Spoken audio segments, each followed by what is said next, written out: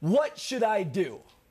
I'm no LeBron James. His ad did go viral yesterday, but tonight, it's not about that. It's all about winning for the Miami Heat as the NBA embarks on a crazy kind of season. You'll see part of that ad later on in the show, as will Strickland, Darren Andrade, and Eric Smith. This is the Casino Rama Grill Room.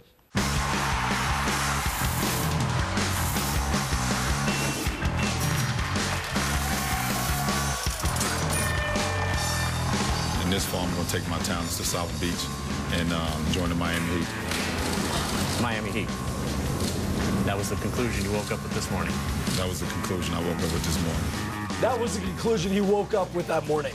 So that was the moment right there where everyone got all up in arms, started burning jerseys because of LeBron James. And it's not the fact that LeBron left Cleveland, it's how he did it. The decision was a bad decision.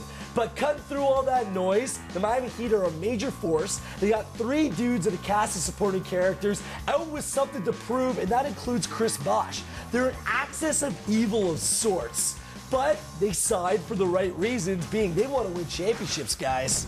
They took less money to be in Miami, and they're taking a ton of heat for it, and they got a whole lot of pressure on their shoulders. So I'm going to turn to you guys. How does this play out both on and off the court for the Heat this season? Well, I think this will probably be a topic during the show. I don't think they're going to win the championship, but Really? they are going to be a hell of a team. They are going to be a force to be reckoned with, and I think that they will handle the pressure because most of them, at least 2 of the top 3 in LeBron and Wade, have been through that type of pressure before. And it's going to be weird for them because they're going to be going on the road and they're going to be walking into hostile environments everywhere they go. But I think those hostile environments in most places will become friendly because it's more about being fashionable to hate them, but then still be oohed and awed and wowed by what they do on the court. Because everybody loves a winner. And I think those boos go away, probably not this season, but over the period of a season or 2. The thing about it is nobody really, I got this team winning 68 games in the regular season, but nobody really cares if it's 58 or 50 because this team is playoffs. It's all about the playoffs. It's all about what they do in the postseason. Or bust for and this team. and 2 of those guys, LeBron and Bosh, were in situations where they felt like they couldn't get any further.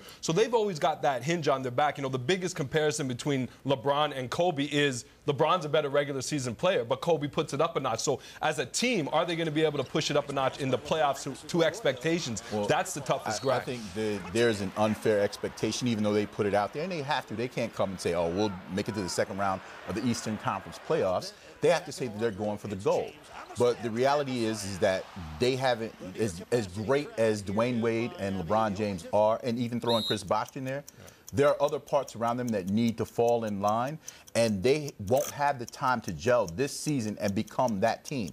It's different when you take... Why not, though? Because it's not... I'm not buying that at all. To me, if they do not win an NBA championship this year, it's a colossal disappointment. Not just a setback. It's not about teeing things up for the coming seasons. It's about this year and these guys proving that this experiment, them coming together the way they did, is worthwhile. I think it's every year for this team, and I agree with you. I don't think there's an excuse, particularly when you look at, there's about 4, Haslam, Wade, Chalmers. There are guys that have come back from last year. There is some semblance of a core, some personnel that's familiar with what they're going to try to do this year. To blend in a Bosh and a LeBron shouldn't be that hard. Everybody's main concern is their front court. But the front court isn't as important when you have those guys. So I'm with you. I think every year is a pressure year for the Miami Heat. As long as these 3 are together, they are expected to be in the finals. And they put it on themselves not only by coming together and signing together, but also in the press conference afterwards. Because I would even cut them a little more slack if it weren't for the fact, and I know they were caught up in the hype and they were loving it and having fun, but when, I can't remember who it was, I think it was Eric Reed, the TV voice, who was talking about, a couple championships maybe, and they were the couple, LeBron, 3, and then 6, LeBron 4, 5, 6.